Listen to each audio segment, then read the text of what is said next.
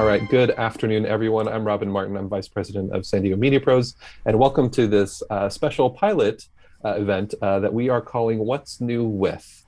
We are trying out some new lunchtime events here to see if that helps us get on people's schedules or bring a quick discussion that might be of value to our members. So during the course of this discussion, we're going to have some great presentations for you. And without further ado, I'm going to turn things right over to our CFO, Bob Unger, to introduce our presenters and set us up for the rest of the meeting. So Bob, take it away. Well, thank you for attending. This all sort of got started. Paul is in a Toastmasters club with me. I'm a retiree from Sony.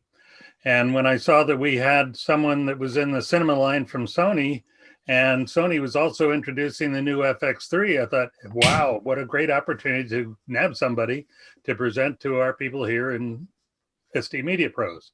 And Paul was gracious enough to grant my wish that he give a presentation to us. And I also said that I'd like to know a little bit more about some of the technology that's in it. And he got Shahpour to be able to come in and talk to us about some of the AI technology. I know that most people really hate autofocus, but on the other hand, when you're on a gimbal, sometimes you don't have the ability to be sitting around reaching and doing the focus as you're trying not to trip over things, etc. And some of the new artificial intelligence can help solve some of those problems.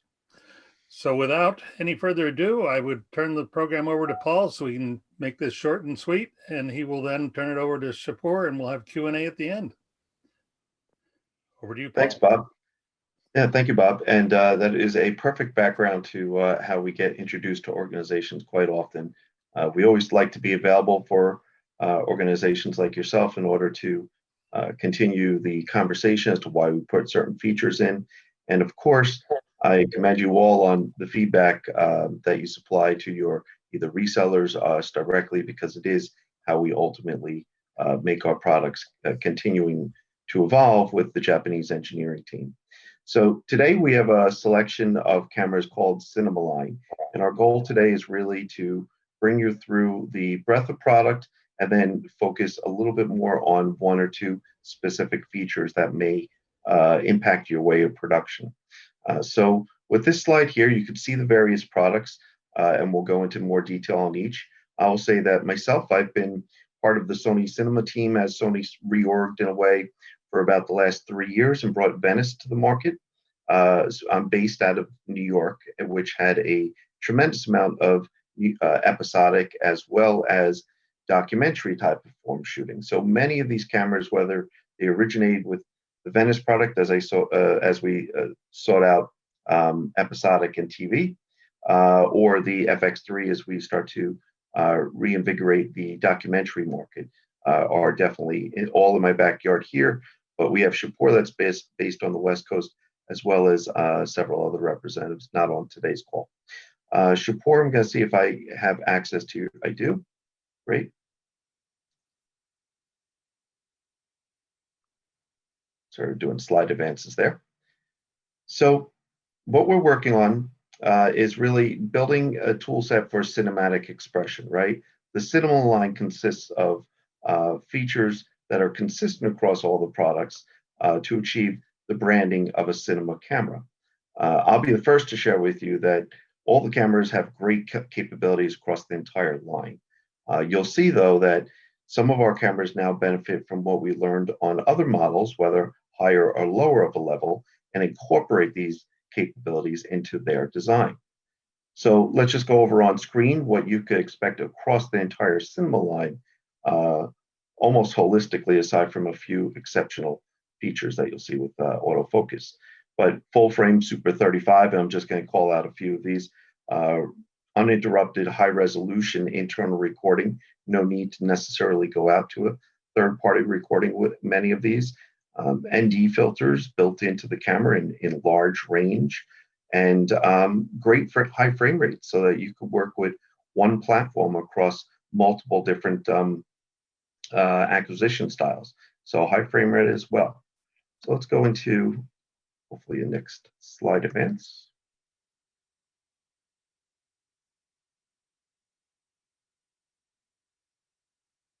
Okay, so as we look at our full frame technology across this entire product line, the key feature of the cinema line is the full frame sensor, and the benefits are unmistakable.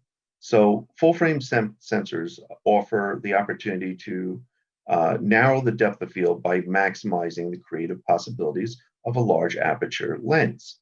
So with the combination of the lens and the maximum aperture, as well as the full sensor technology, it's definitely easy to achieve the very narrow depth of field as you could see in these two shots. The desired aesthetic is often what people refer to as the cinematic look, right? Shallow depth of field being the cinematic look, hence the line being called cinema line as well. While 24p cadence and skin tone are also certainly part of the role of 24p, it does seem that this is the most defining factor. So I would assume we're all familiar with cadence of 24p with the introduction of the F900 back in the day, and on through our cameras. 24p represented that motion that we would expect. Skin tones, though, came up with our Venice camera, where we started to have a very pleasing skin tone as well as highlights and backgrounds. So now, isn't that what we're all after, is basically creating the best image we possibly can in the camera. And that's what we're offering in the cinema line. You could see in comparison, the Super 35 or even down to the 1/3 inch chip has a drastic difference in physical size compared to full frame.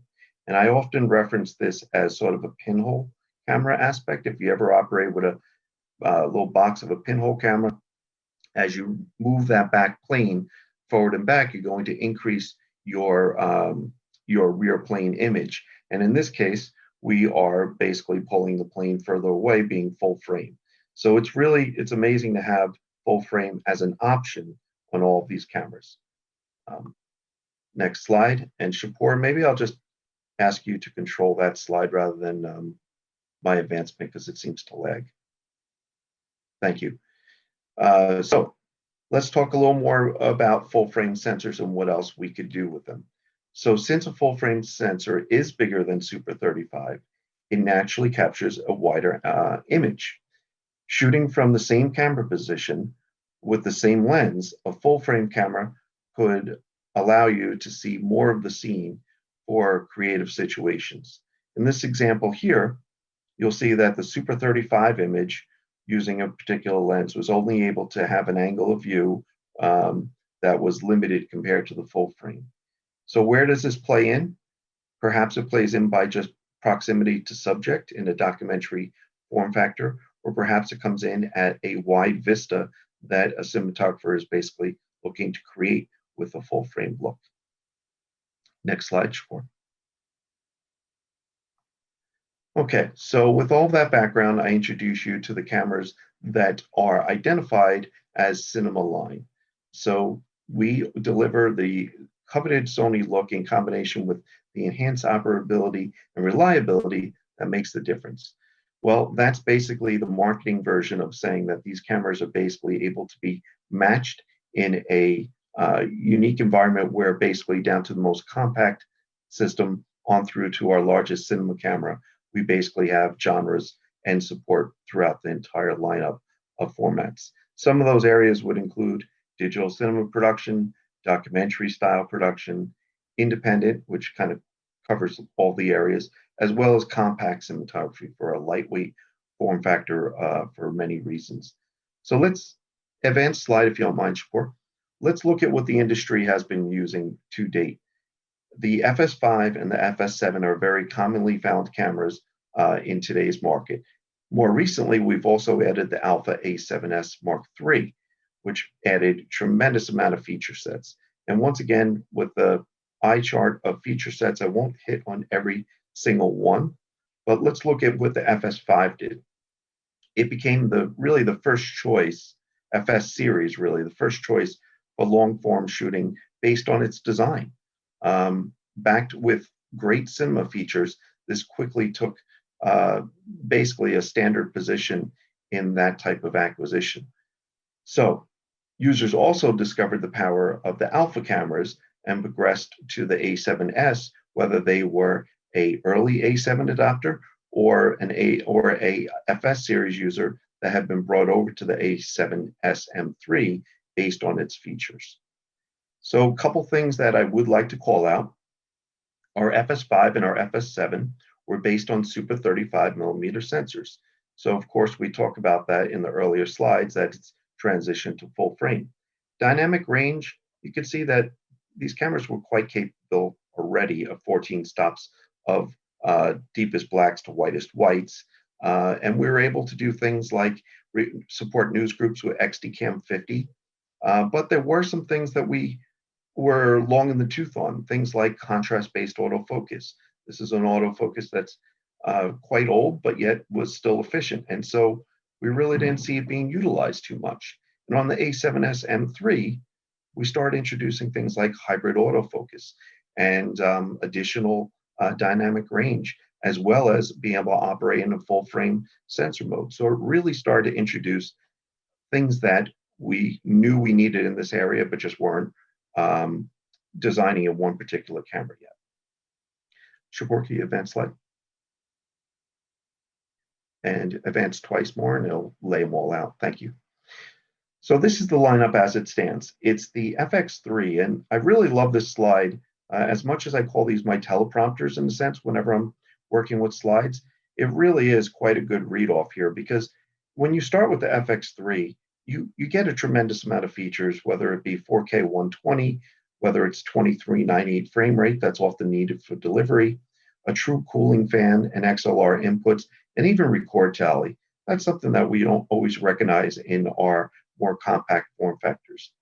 But when you start to say, I want more items in the particular camera, you see the FX6 would start to introduce the very popular variable ND filter. We also categorize the high sensitivity of this camera with two based ISOs. So we could begin at a very low sensitivity camera for the best noise reduction, everything else, without having to use ND filters. And then we could also go to a higher ISO that will basically be able to represent similar noise levels, if not exact noise levels, and then start to use ND to adjust from there. The quote with this, of course, is that people often say they could shoot further into the dusk hours and everything else, while basically not affecting their production schedule. So really fantastic thing to have the introduction of ND filters based into the FX6. There's also the environment for multicam. And when we think of multicam, we may need timecode in-out and SDI signals. And so you can see the FX3 really brings together the crossover of our two different worlds. The FX3 moving on to the FX6 brings in that introduction. So then we have what is largely the standard for reality TV, FS7, and its next generation being the FX9. Here we have the benefits of a 6K sensor subsampled down to our 4K recordings. We have great features like being able to scan Super 35. So if anybody has legacy lenses, they could use the legacy lenses.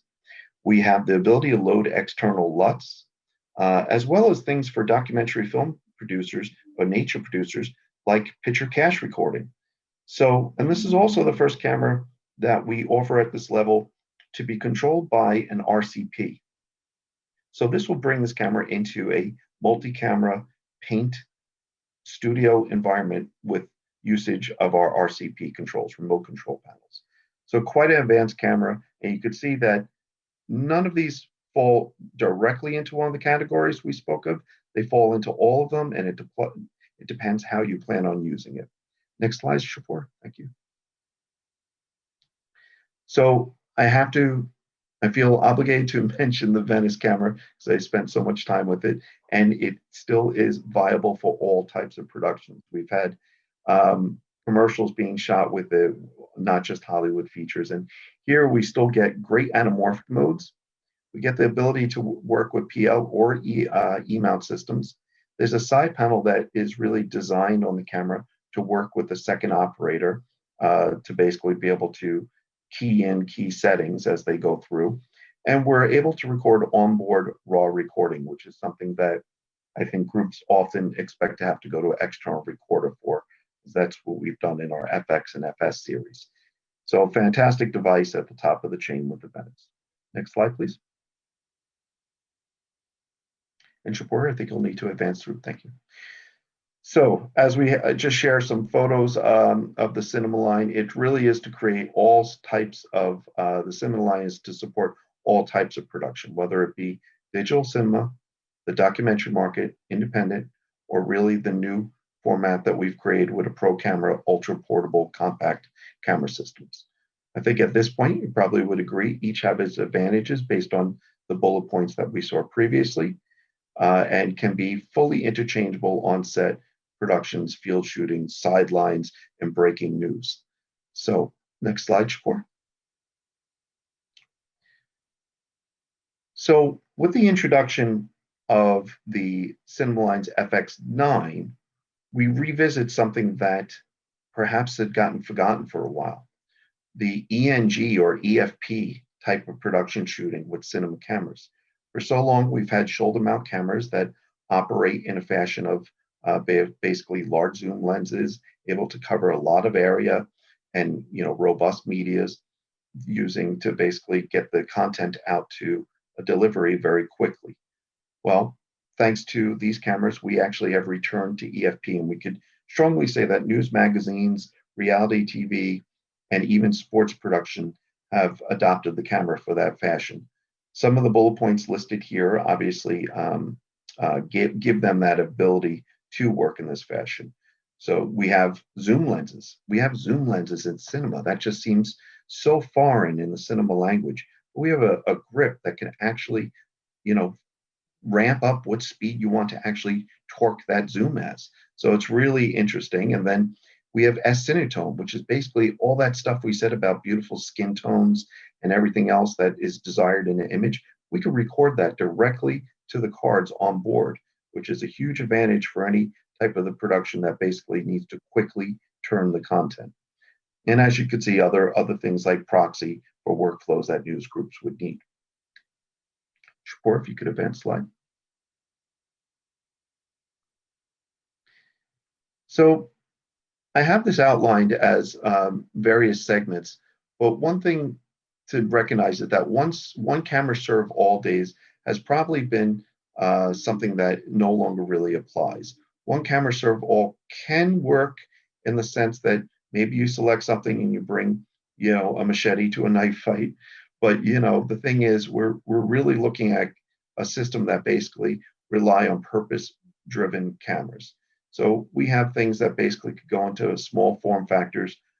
We often see that Venice cameras, the C cam will actually be an FX3, and perhaps an FX9 will have a Venice for some plate work or creation work of that sense.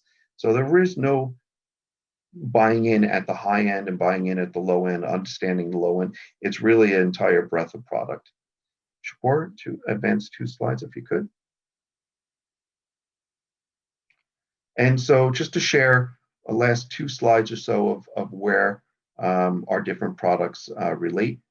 So we have a couple different terms, right? We have compact and we have flexible. So those 2 terms obviously mean we could be in multiple environments with the camera with long record times and everything else. And that's where the FX3 sits in. But as you start to reach into deeper capabilities, you start to look towards the FX6 and the FX9 and really ultimately the Venice camera. And so again, today my goal was really to advance slide, please. Really just to give you an introduction to the breadth of product and hold a little bit of the technical related aspects to Shahpour's support. But if you have any questions before we enter into Shahpour's about our cameras, I'd be happy to review that. Otherwise, we definitely will give you some great technical information on this entire, some features across this entire product line. Thanks for your time. Thank you, Paul. Let me just stop this. Perfect. A great presentation, Paul. Thanks, everybody. So again, my name is Shahpour Nosrati. I'm a senior sales support engineer for Sony Pro Camcorder Group. So my responsibility also includes the cinema line that Paul just gave us a great review, very high level, obviously, right? But we've talked to the team here, and obviously I know there are a few things we talk about autofocus. And one of the big believer, and I've been with Sony for about 20 years, so I'm going to try to simplify and go over some of the capability of these cameras. And I have seen the change and the conversion in people are becoming believers. So for years and years, I've dealt with the cinematographers and videographers, professional videographers and cinematographers that they never wanted to deal with anything auto, right? Especially autofocus. Why was that? Because the technology wasn't there and it wasn't as reliable. The other part of it is in a consumer world that you have some great thing that people call auto, full auto, right? So they turn on the full auto and they'll let the camera take over. And lots of the prosumer and consumer, they have sometimes good autofocus, but they kind of like take over, but don't give you too much control. So these are the main reason that a professional cinematographer and videographer never used autofocus, because not reliable, technology wasn't there, it didn't work as well, and it didn't give you control. It kind of like you didn't want the device to take over. So since the FX9 introduction of FX9, FX9 was one of those revolutionary products again, and we've been very involved from the get-go with development of this camera. But it was great to see collaboration between different groups of Sony technologies, right? For years and years in the mirrorless cameras, like the Alpha series cameras, they had the best, undeniably the best autofocus in the market, right? And there are reasons for it. Obviously, we are one of the only manufacturers that we manufacture everything in-house, from the lens technology, from the chassis, from the we're the largest sensor manufacturer in the world. We know a thing or two about that. And then we manufacture our own DSPs, processing, as well as the software development, and even the codec. So we are a company that, from nuts to bolt, everything it's done in-house, designed and manufactured, and all in-house. So that's part of the reason, especially like on alpha cameras for the past several years, we've become dominant with our introduction of the E-mount lenses, G and G master lenses that we had in the market. I remember a few years ago, it was only 4 or 5 lenses. Now today we have, I believe, 62 or 63, Paul. I don't know if that's the correct number of E-mount lenses from Sony. And more than half of them are full frame lenses. So there are lots of lenses, but the autofocus, going back to that technology, it's really everything hand in hand together. And I think that's one of the biggest questions lots of you guys and lots of the operators that I talk to, they ask, will the autofocus work with other lenses and things like that? And obviously E-mount being one of the most versatile mounts that we use across all of our product, from our APS-C alpha line all the way to full frame and all the way to our Venice natively has an E-mount.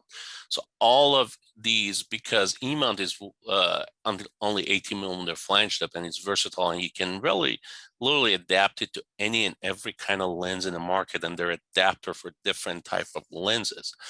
But at the same time, what basically happens in the autofocus world, there are different protocol and technology, but it's not just the camera and the sensor that makes that reliable, fast autofocus happening. It's also the build of the lenses, the mechanics, how the optics move. We have the latest technology using XD linear motors that they can move precisely and fast and quietly, which makes it very unique for the cinema. And some of the lenses out there, they're still using a 30 or 25-year-old technology, moving gears or gear type of motors, or moving gears to move the optics. So the answer, this was kind of like explain why I'm going to give this answer for the people that they ask, will it work with the other lenses? We as Sony, we say that if you are relying on the autofocus with these particular cameras that we're talking about, obviously we recommend the native lenses, the Sony G lenses, and all of them that they do support it. If there are other lenses, there are other things involved, the adapters you're using, if it has the latest firmware, the lens is supported, the autofocus protocol and everything, and then everything has to talk to each other, to the camera with the AI. There's multiple levels of calculation, processing, sensors, the lens movement, and the AI in the camera. All of it does multiple calculation to come up with that great and reliable autofocus that we have, right? So that's really a big part of it. So going back to FX9 was the first professional camcorder in our cinema line that actually adopted the technology we've had for years in our mirrorless cameras. But then obviously we got the look and the skin tone that Paul talked about from the Venice and the ergonomics of FS7, all of these that they have been great products for us in the market. And we kind of combined the technologies together and created the perfect camera, perfect Swiss Army knife, I call it. The FX9 is my Swiss Army knife that has all of this, but the autofocus part of it came from our alpha and mirrorless cameras. So that's where we started first seeing lots of the professional cinematographer and videographer not wanting to actually go. But once they saw the performance of it, we've seen lots of people that they were not a non-believer. Now they see how the life is much, much easier for them, how much time they're saving in their production, and they're falling in love with it. There's a situation that you're doing an interview and somebody's rocking back and forth. How is a focus puller manual is going to keep it that now basically the camera is able to track and follow up. So with that, let me actually have learned in the pandemic time to usually do this in person with lots of you guys at the event, but I've learned to kind of like switch my view. I've set up a small studio here. So this is the FX3, FX6, and FX9. So for purpose of showing the basically to you guys the autofocus features and talk quickly a little bit about it, I'm going to actually switch to the FX6 view. Let me just set it up here. Perfect. And so if you guys are looking at it, actually, this is the FX6, and I have the FX3 and FX9 here as well. But the autofocus feature, it's actually, I wanted to first go over that autofocus menu, which is under shooting menu and focus. And it's very similar across all different three products that we talked about, but the menus are a little bit different, and I talk about some of the differences in control. But as you see, the big part, what I mentioned earlier, it's the control that it gives you. For example, the transition speed, it gives you from 1 to 7 across all of these products now. Control of how fast do you want that autofocus transition. It would be if you want something fast, if you're shooting something really fast action, fast moving sports or something, and you want the autofocus quickly kick in place, you go fast. But if you want it to actually be more dramatic or creative, rack focus or things like that, you can actually turn it to slow. And then also the autofocus responsiveness, right? It gives you, again, control. How many times you guys are trying to shoot something across the street on a building or something, and there are cars and other objects moving in front of you. You can actually have control of having responsive or lock-on autofocus, basically. So if you go to lock on and you're focusing on objects, anything goes in front of the camera, it's not going to hunt back and forth. It's not going to try to track that. So there are tools like this that gives you a little bit more control, that makes the autofocus really, really usable. Of course, again, there's ways that you have to set it.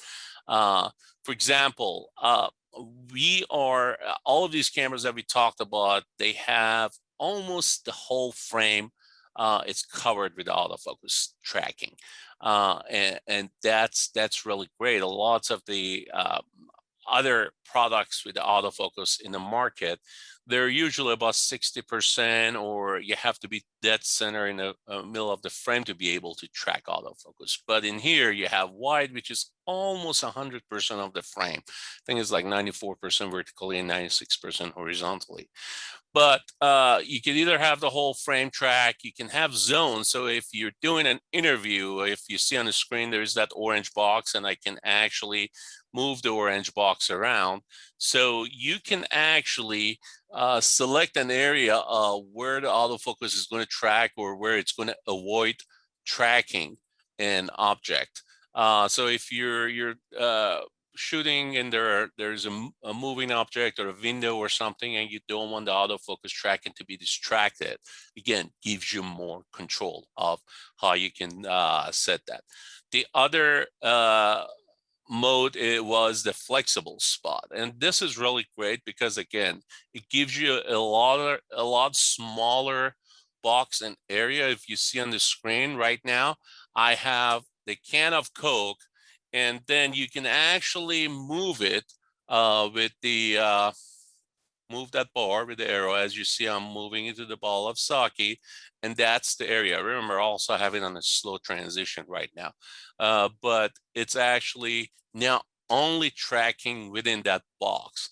This also gives you ability. Let me show you guys something here. So if you see on the screen, if I'm in this mode right now, and I have the box here, you can actually do touch. So I'm going to touch on the can of Coke, and you'll see on the picture, that's where it's tracking. I'm going to touch on the flower, and that's where it's going to do that. I'm going to touch on the faces back there and change the area of my autofocus. So it makes it really cool, really reliable to track only the object that you want and give you more control. So that's really the key that I was trying to talk about when you are talking about the autofocus capability. It gives you a lot of control. And then, of course, face and eye priority, and face and eye only and off. So it does a face tracking. It does a really great job of it. And it actually tracks, I think, up to about 8 faces. But if you look at right now the picture, if there was multiple people, you see some gray boxes as well. So you can recognize multiple people on the frame. But once you select one person, and you can actually click with the joystick or the select button on your camera, you see the double box right now. That means you registered that person. If you have multiple people on the frame, you can actually select your mate talent and register them in. And as they move across the frame or move forward or backward, it will actually follows them. And if they leave the frame, it's going to go to the next person, and then it's going to again come back as soon as they come back in a frame. Until, if you choose, you want to select actually a different person, you can actually move the joystick or arrow. I'm moving there now, and I select a different person. Now that person is actually the one that it's locked in, and it's going to keep locking and tracking on that person. So again, there are tons and tons of tools like this. If you have to explain the focus, let me go back here. Focus face and eye only, basically. What that means, if you wanted to have a mode that only tracked the faces, and if your talent or that person that you're shooting, he leaves the frame, it's going to go back to manual focus eventually, basically, literally, because then it doesn't track an object or anything else. But if you do face and eye priority, that's what it actually, when there is a face in the frame, it prioritizes that one, and it tracks the face. But if there is no face, then it'll go to the next object and still use the autofocus system. And of course, you can turn it off as well. So there are tons and tons. And another thing I wanted to quickly talk about, was the ND filter that Paul mentioned. So that's kind of like the big difference when you move from the FX3 or alpha type cameras into a FX6 or FX9. Having an ND filter, it's really a big plus because you can, I'm going to disengage the ND filter, and you guys see in the screen right now. And of course, I have the dual base ISO as Paul mentioned, the high sensitivity mode. Obviously, as you see, it's crazy. So you need to engage the ND, right? So what I'm doing is you can either manually dial in your ND in a very small increment. So this is perfect because if you have the old-fashioned ND, you have 3 or 4, but if you needed something in between, plus you would have to stop recording. You couldn't basically switch it live. But in here, in a very small increment, as you guys can see, I'm actually dialing ND from 2 to 7 stop, from quarter ND all the way to 1/128. I don't know if you guys probably see on the bottom of the screen that that's where the indicator is, what the ND reading is right next to the time code. So the other great thing is you can actually have auto ND. So you let the camera take over. And as you see now, I'm wide open f1.8. And as I change, you see the ND is actually adjusting itself if you look at that indication on the corner of the screen. And this works really great in a real life situation. Let's say you're doing a time lapse of sunset or sunrise. You can actually utilize this great feature, or if you're going constantly between indoor, outdoor, shade, and different exposure lighting situation, you let the camera take over. It actually a great tool. The backstory is when we initially introduced the FX9, the same cinematographer lady that you saw on the one of the slides that Paul had, she used lots of big cinema camera that never used the variable ND filter, of course, right? So we were doing the sunset and sunrise, and this was like her jaw dropped as soon as she sees this, that she can do this. So it helped us. We went about hour and a half shooting the sunset without actually having to touch the camera. And for about maybe 40 minutes or so into it, then we finally had to start touching aperture and start closing it a little bit or opening it up. We did both sunset and sunrise. So this is actually also a great tool that I wanted to highlight. That's really a big difference when you move to FX6 and FX9. As Paul shared, each one of these are tools that give you different capabilities that you have. And one more thing, and I'll open it up to question. I wanted to show you guys. It's let's see if we can actually switch here. I gotta do a setup here quickly. So let me see. Yep. So I have now, I'm actually gonna do this. So you'll see this is the screen of my phone right now, and the remote control capability on both cameras. So the FX6 or FX9, in this case, both cameras are connected to my home Wi-Fi, and you can actually have an ad hoc connection. So I'm going to select the FX6 on the screen, and I'm actually going to select monitoring. As you guys can see, this is a screen on my phone. You're looking in the left, and the small window, it's actually the camera running to my switcher right here. Of course, it's going through multiple HDMI switches and switcher and everything, so I can show you guys this. There is a little bit of lag, not that much though. When you look at it live, it's not a live monitoring, but it's a great producer monitor or monitor that you can actually use during the shoot. But the big thing, it's giving you control. So as you see on the bottom, I can touch in here and I could basically change it. You see the bar on the focus shows up on the side. I can actually focus in far and near. and it will actually give me that ability. I can go manual and autofocus, manual right now, and then I'm going to jump back to autofocus again. There is also zoom capability. If you have a servo zoom, you can actually zoom in.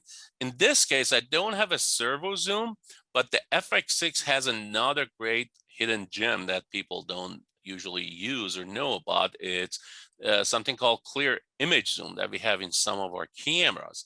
Clear image zoom, it's not per se like your conventional digital zoom. It's using a database to basically use that to zoom in and zoom out using the oversampling from the sensor and imager that we have, plus the database that we have to interpolate pixels into image. So it actually very usable and great, and you can zoom in about 1.5 times in 4K mode and about 2 times in HD.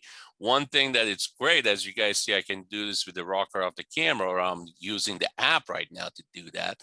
This is a prime lens. I'm actually on the FX6 is a 55 prime that I'm using. This could be any lens because it's happening in the camera. You can have a prime lens and still give you that ability that you can zoom in and zoom out. And all of this from the control of your app. And this is called the CBM app. And it's available both for Android and Apple. Now let's obviously switch back a little bit quickly, about a minute or two, about the FX3. And FX3, obviously, it's based on, and let me switch here. This is my FX3, and the FX3 is obviously based on the alpha cameras, more on the alpha cameras. So it actually, switch it here, there we go. So you guys can see, it's actually, this is the Imaging Edge app, which you use with the alpha cameras, and it gives you similar functions, not as much control as the FX6 and FX9 will give you. So I'm gonna connect here to my FX3, which is also, again, connected, and I've selected it previously, so the process of selecting. But as you see, again, it gives me some controls here, and it gives me some menu control and everything else. But what else this will give me actually is, if you look at the screen, if I touch something, you probably see a little bit of white dot that tells me, kind of like a mouse pointer, that I'm touching there on the screen. I'm actually touching the phone right now on the can of Coke, and I'm touching the phone. I'm not even touching the camera. So it's actually working by touching on the screen of your smartphone with the Imaging Edge app, and you can still do autofocus tracking. So again, another great tool with the autofocus. The camera, it's on a tripod, and I'm not even near camera, and I'm connected to the Wi-Fi with the app, and I can focus and touch back and forth and do, of course, other controls. As you guys can see here, it gives me some menu options with this as well. Somewhat, again, different between the FX6 and FX9 with the CBM app, and the FX3, similar to Alpha 7S3 and some of the other Alpha cameras, is based on the Imaging Edge app. So again, I know we're short on time, and I can talk forever about these things, but I wanted to kind of like give you guys a little bit of background of some of the highlights of where these are coming from, and show you guys, and hopefully that give you some useful new information that you could put these cameras to use. With that, I guess I'll open it up to questions. Thank you, Shahpour. One question that I would have, that I think sort of presented itself when the camera was first introduced, is when would someone want to use the A7 versus the FX3? Okay, so the A7 and FX3, this is the A7S3, obviously, right? So one thing that you'll see is the A7S3, the bottom layout and the way that it's configured, It's both hybrid for video and still, but mostly it's still oriented, right? Because all the buttons are defined as more of the suitable for still type shooting, where the FX 3 back here, if you notice, obviously has the handle built in already with the XLR and everything, but also it's more suitable for a video style shooting. And Paul showed a list of some of the things that it has, basically things like having a basically a tally in the back. I don't know if you guys can see, obviously, in the back over there, it came out like, I gotta turn my face detection. I guess it's doing a great job, by the way. This is an A7 III.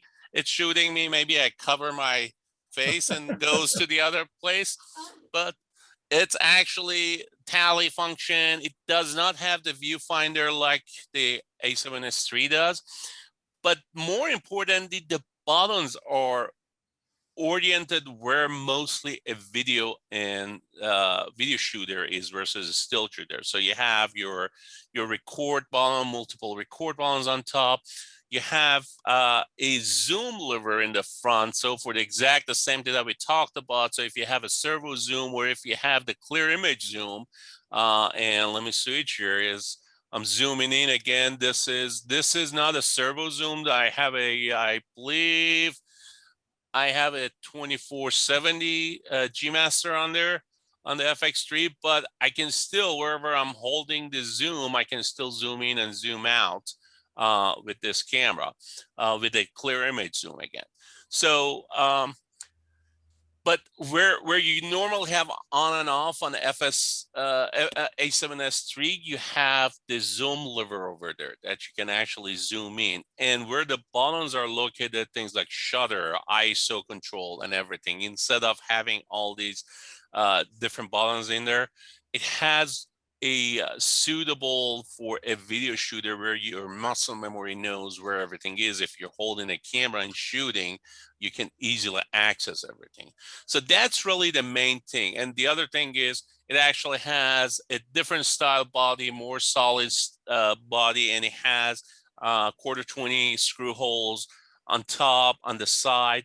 So essentially it does not really require to cage the camera to use with the accessories. As you guys can see, I've mounted a Ninja 5 on top of this. I have a bunch of accessories, and I've mounted it without needing. There's quarter screws on sides, on top. There's the handle. You can remove the handle if you choose to, depending on how you're using it. But there's also screws on the back of the handle, on top of the handle, multiple point of installing the accessory, which again, it makes a camera great where you need to build up an A7S III to cage it up. So really, this is the main difference. Hopefully that answers the question. It's more suitable if you're doing most of the time video versus hybrid or still mostly. Or I'll add one other item to that. The FX3 is the most compact version in the cinema line of having an internal cooling fan. So many users speak about will the digital camera basically overheat? Will a still camera overheat when it's not designed to record for long durations? So this does have an active cooling in the FX3, whereas the A7 series is very good, but it is passive cooling. It is basically a radiator versus the system. Yeah, and the A7S III, to add to that, I mean, it's improved drastically comparing to some of the other cameras out there, the new cooling system it has, but absolutely right. So lots of people keep saying that, oh, well, it does get hot. Yeah, when you're running the processor, that processor and this system, and you're doing 4K 120, where both of these cameras are capable of A7S III and FX3 and FX6, by the way, also has that capability, and it has cooling fan. But when you're shooting for sports, for example, for hours and hours and hours, you do need a cooling fan to be able to shoot continuously without having to let the camera cool down and then stop shooting and start shooting. So that's really a big advantage as well. Although again, A7S III does phenomenally. but when especially like doing 4K60p or 4K 120, obviously there is a limit. It's not as short as some of the cameras out there, but you still, I think, we've had people shoot an hour or two with the A7S III, but I think the official hour is like you could go for hours, like 13 hours or so, in a certain climate that they've checked and shoot continuously. Given that you have supplied a power, obviously your battery hasn't died, and you have enough media in there, you could go basically for a long time. Any other questions? We have a list of questions here, Bob, we've collected from chat, All and right. we can run down those. Eric had to leave, but I know he's going to be watching later on the recording, so we'll ask his question. Will 4K 120 FPS be coming to the FX9 without needing the optional back? At this time, the way that the way that it's planned and worked, the FX9 will have an external capable of 4K 120 with a need of the XDCA. So it's going to be in the form of RAW externally, and it will not be internally for the FX9. There's no plan at this time. Okay, and then his follow-up question is, can you share anything about what future updates beyond V3 for it would include? We have obviously, we're focused on the version 3. We've made some unofficial announcement, and we'll have more confirmed announcement coming up soon about what it includes. I think Paul alluded to some of the updates, being able to do Super 16 crop and RCP control. Those are the big requests from the market. Obviously, we're always listening, and we're taking the feedback. And if there are no hardware limitations and the camera we can implement those changes, of course we do. Going back to a camera me and Paul are very familiar with, like the F55 was, again, one of the great cameras, and still is, that we are at the version 9 iteration of that. So somebody bought the camera years ago, with the firmware update, we were able to implement multiple different feature sets and capability to these cameras based on the need of market. So at this point, we're focused on version 3, obviously, but we keep listening to voice of customer and suggestion, and whatever is possible, we'll send that up to Japan, and hopefully we'll have it in the future update. Okay, great. Thanks. I gotta say, I have an A7 and an XD Cam EX, so some old ones, and I absolutely love those cameras. They just work. I just love them. So anyway, here, Jeff Arballo had a few questions here. First one was, do you have any information on what updates might be coming for the FX6? I don't at this point. I mean, the FX6, it's a very capable camera. Right? Again, we're open and communicating, but we haven't announced any updates for the FX6 currently. Obviously, we're always listening, again, looking at the feedbacks and customer voice of customers. But the FX6, it's a very capable camera. I don't know exactly, maybe you can specify what exactly you're looking for, because FX6 is a full frame camera. It has high sensitivity, it does high speed, a lot more capability. But there are, as Paul highlighted, differences between, for example, cache recording and things like that, that the FX9 has. Obviously, that would be to make a camera more compact and affordable and modular as FX6 with all this power under the hood. Obviously, you have to cut some places, right? So there's certain things that you have to give away to be able to have that balance between the power and the size and the weight of the camera. But other than that, I mean, for the size, it's a powerful camera by itself. I can't think of, we don't have, honestly, let me put it that way. We don't have many requests on the FX6 that people want, and it already doesn't have it. Okay, great. And And before I'll just add to it, the release cycle is quite recent for the FX6, so we usually have several months before we start to get a roadmap of additional firmware lines. But one thing to mention that has been added is additional lens options. the FX6 is a video camera. It's a motion camera for sure. And some of our power zoom lenses have been updated, or we've added more lenses to our lineup that basically work well in a video-centric application. So you can see those on our site. There's a couple. They end with the letter P, where they have a letter P in there as a power zoom. And so they're optimized to work in a video function. So that's some of the updates we've done for FX6, but as peripheral, of course. Okay, and I don't know if Jeff Arbala wants to ask, because he had a couple follow-up questions. Do you want to ask those, Jeff, or I don't know if he's online. He seems to be muted. Okay, well, I'll go ahead and ask him for him. Then he said he usually turns off the fan and the camera off during interviews. Will the camera shut it off if it gets too hot, or will it harm it in any other way, in any way? It really depends, right? The environment, the situation, what it is. I mean, you can be a really good judge, but the fan setting on a lot of these cameras, and let me go back to maybe FX6 again to show you guys. If you go to the fan setting in the menu, you actually see there are multiple options, and there is auto, and then there is minimum or off on record. So I think that's a good option to have if you're thinking. I think the fan is very quiet, but if you don't want to have it on auto or minimum, you can actually have an off on record time. So whenever you stop recording, then the fan can kick in and cool in. But again, there are lots of factors people need to consider. I mean, it's how are you powering the camera? If it's a battery, or are you using how much power consumption you're using from the camera? Are you using 4K 120, or are you using plain HD? It makes a big difference, right?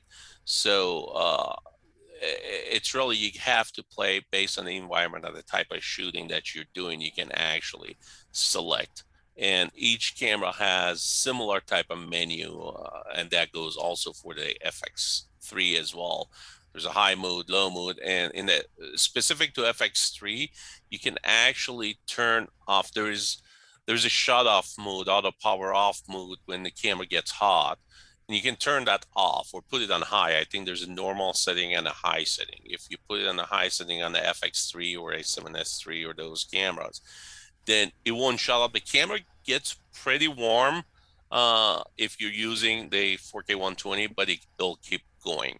But again, I can't tell you it's not going to harm you or the camera based on if you're running it. I tell you a story. I've been to a factory in Japan many times. I was actually surprised they have like actually heat and cold room over there that it simulates lots of these, and they run some tests. So usually I can only recommend going by what the spec of the camera is and what the official recommendation of Sony is, but Sony is very conservative when we spec the minimum and maximum temperature and things like that. Okay.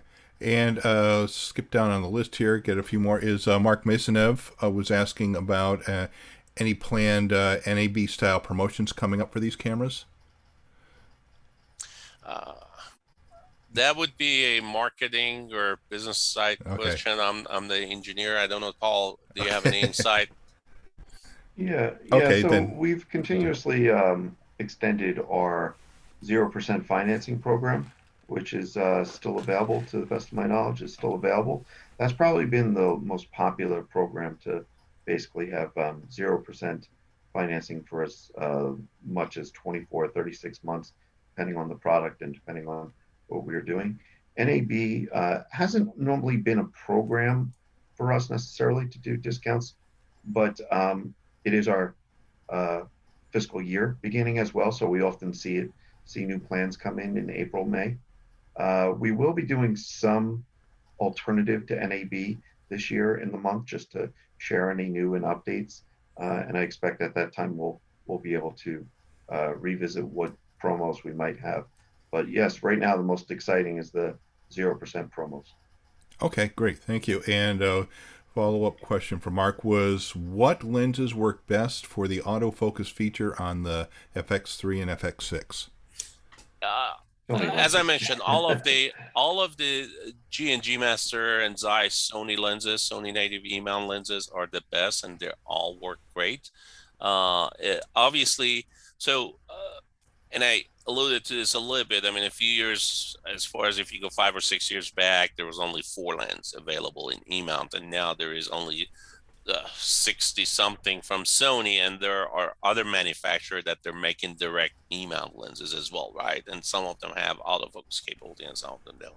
But it really comes down to the latest generation of our lenses, or for example, like the G Master lenses, the lenses you guys have seen we announced recently, the 50, the 35, and the 135 as going as back as a couple years ago. That's when we started switching to that new latest technology of the focus actuator.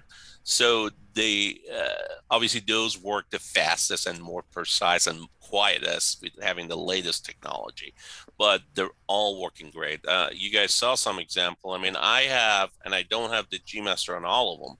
When you guys were looking at the pictures and you can see the metadata, I mean, the FX9 has a 85 Zeiss 1.8 on there, and the FX6 has the 55 1.8 Zeiss in there, and the autofocus was working really great. And these lenses are not as pricey as some of the other lenses that they're out there. So, and I think on the FX3, I have the 2470 G Master 2.8 in there. So all of the lenses that comes from Sony are compatible G and G Master and Zeiss lenses. But definitely, if you're relying on autofocus, as I mentioned, you need to have native lenses. And lots of people, they use some of the third-party lenses with adapter, and they do work. But the simplest I can put it for you is they may work, but they take a longer detour to get there than having that native lens. As I mentioned, there is camera and lens talking together really fast and reacting to give you that great performance. Okay, great. And one question here from Jim Taylor is, what is considered a long recording time for such models, and is there a limit?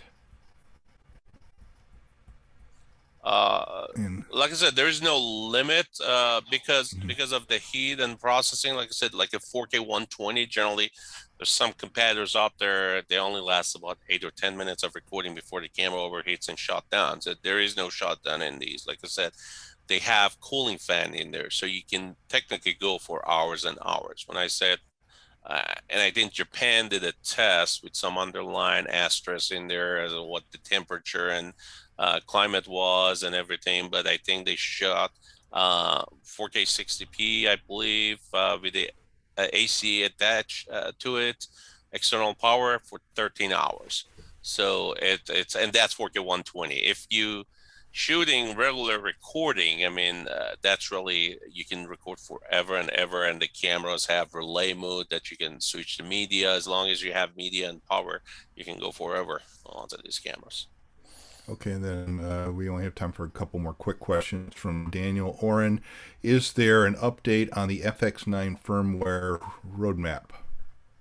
Yeah, like we talked about. So version 3, okay, it's our focus that we're adding a couple of extra things that we've already announced and committed. So the big ones are obviously 4K 120 externally. It's coming with an external recorder through the RAW on the case of FX9, and then we have the RCP control or a 700 protocol that you can actually control a paint box or RCP, and then adding a Super 16 will give you guys ability to go to Super 16 mode to basically maybe utilize your lens for different angle of views and being able to shoot in addition to full frame and the 4K Super 35 currently. You can also go to Super 16 2K in the middle, but also give you ability to put like a B4 or 2/3-inch lens with an adapter, obviously, in front of the camera, and being able with a minimal light loss, you can use a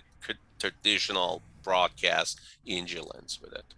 That's coming with the version 3. So that's we've tried to compact as much as possible in version 3, and obviously after that, if there are additional updates, we plan and we'll make an announcement.